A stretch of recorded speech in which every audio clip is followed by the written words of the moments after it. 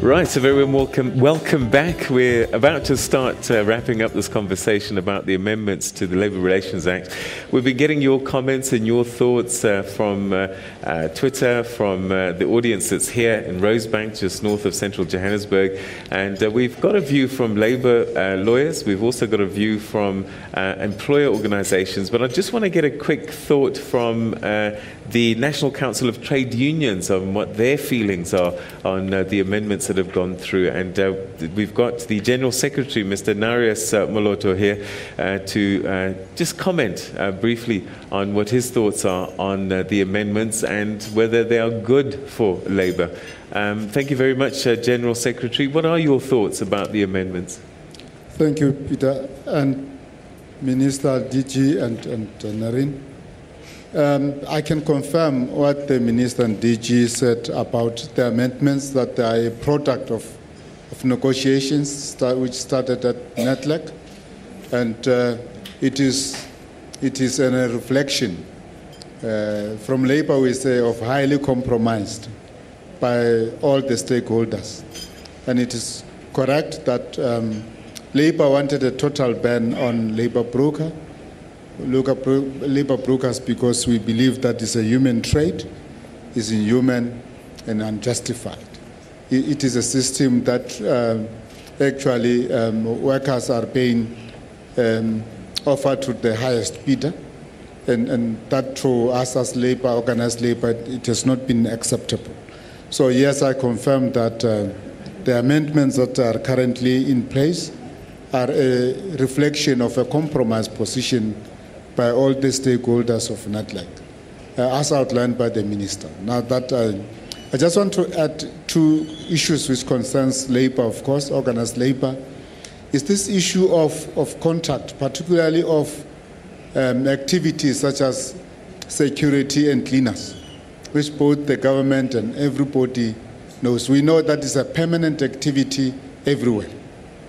But they are normally offered to some contractors on a 2-year, 3-year, 6 months, 1-year basis.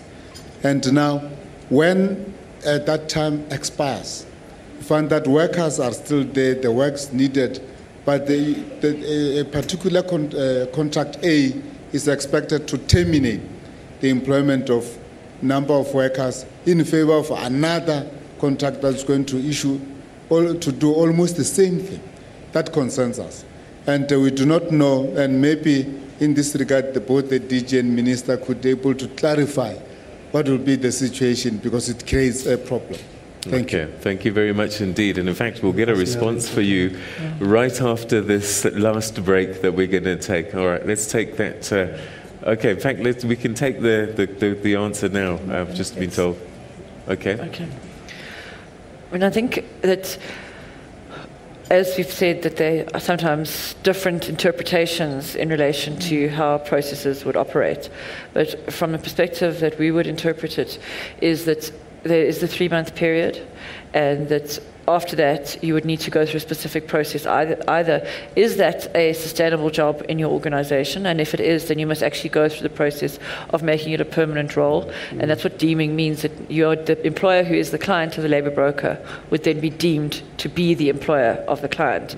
However, if it is a process where we use construction as an example, you're building a bridge, and we said we're going to build it over 6 months, but actually you need to build it over 12 months.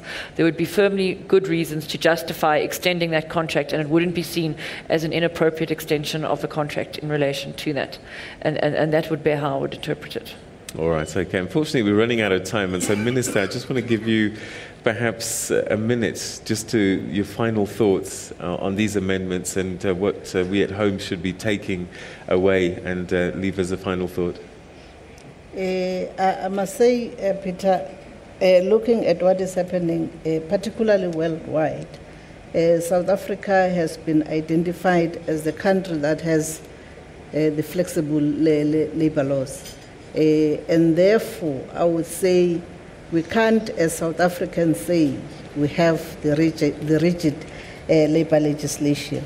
And in terms of monitoring of the implementation of these amendments, the first people who has to monitor the implementation are the workers themselves, and then the inspectorate from the Department of Labour will also make the inspection on those particular areas.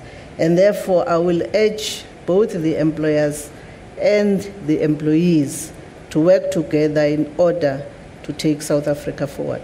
All right, thank you very much indeed to my guests, the Minister of Labour, Nelisiwe Mildred Oliphant, the Director General Department of Labour, Mr. Thobile Lamati, and the National Director for the Commission, Conciliation and Arbitration, the CCMA, Ms. Nerine Kahn. Thank you very much indeed for joining us and sharing your thoughts with us on this very important subject. Thank you so much for your time. Thank you very much. Thank you so much. All right, and for you at home, thanks so much for being part of this conversation, and we look forward to the next one. Until then, have a great day, everybody.